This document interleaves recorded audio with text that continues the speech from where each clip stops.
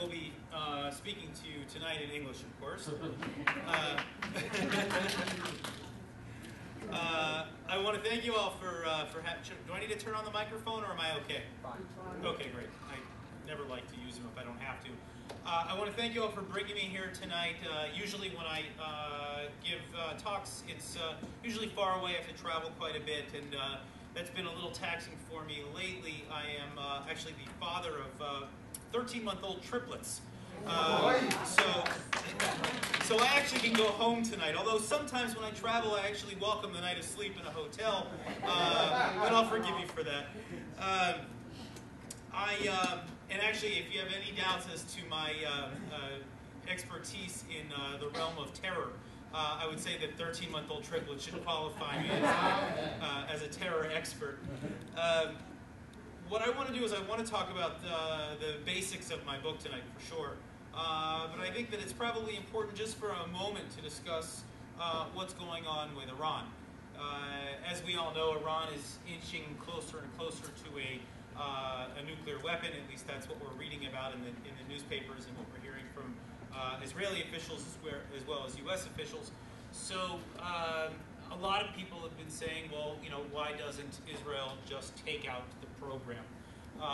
Well, I'd like to just address that very briefly. I've been given some briefings on the subject, so I thought I could explain what exactly that would mean, and then from there transition into the purpose of our talk tonight, which is the Palestinian political spectrum and its impact on Israel. But as far as this raid is concerned, there was a time where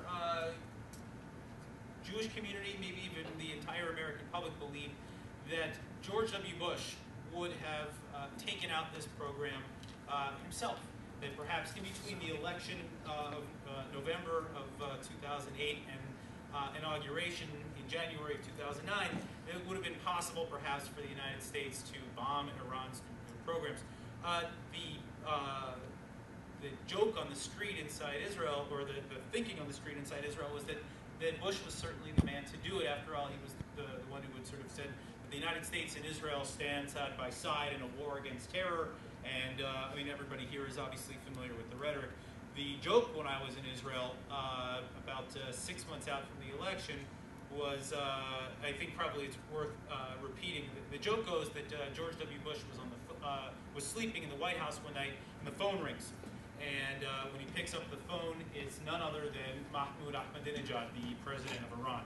And Ahmadinejad says, Mr. Bush, I just had a dream. And Bush said, well, yeah, you just woke me up. Why don't you tell me what it is? And Ahmadinejad says, well, in my dream there was a banner draped across the White House. And Bush asks, well, what did it say on the banner? And Ahmadinejad says, well, it was written in Farsi, and it said, long live the Iranian Revolution. And Bush says, well, you know, Mahmoud, you just woke me up and I was having a dream myself. And Ahmadinejad says, well, what happened in your dream?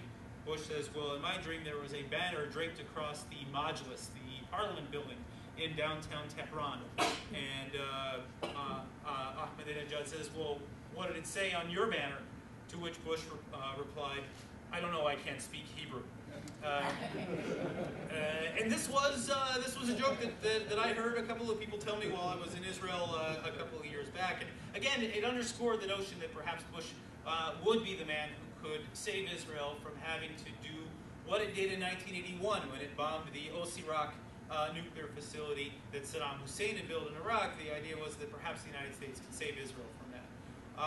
But alas, Bush did not do anything to this effect, and he has passed the baton to Barack Obama, who has now been steadily engaged in what he calls a strategy of engagement, where he seeks to dissuade Iran from its nuclear program, and it seems increasingly unlikely that Obama would launch some sort of preemptive attack, which would ultimately leave things in the lap of Israel.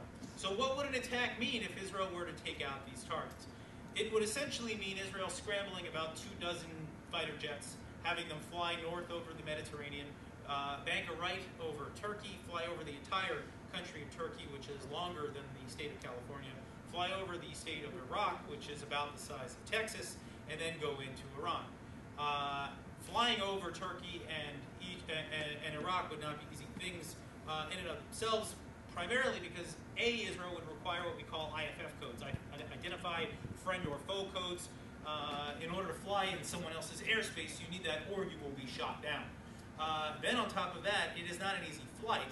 You're burning quite a bit of fuel, so the Israelis would probably need to refuel not once, maybe not even twice, but possibly 3 times mid-air, which is obviously not an easy thing to do. It's doable, but it is certainly not an easy thing, especially with, let's say, 1 dozen to 2 dozen fighter jets.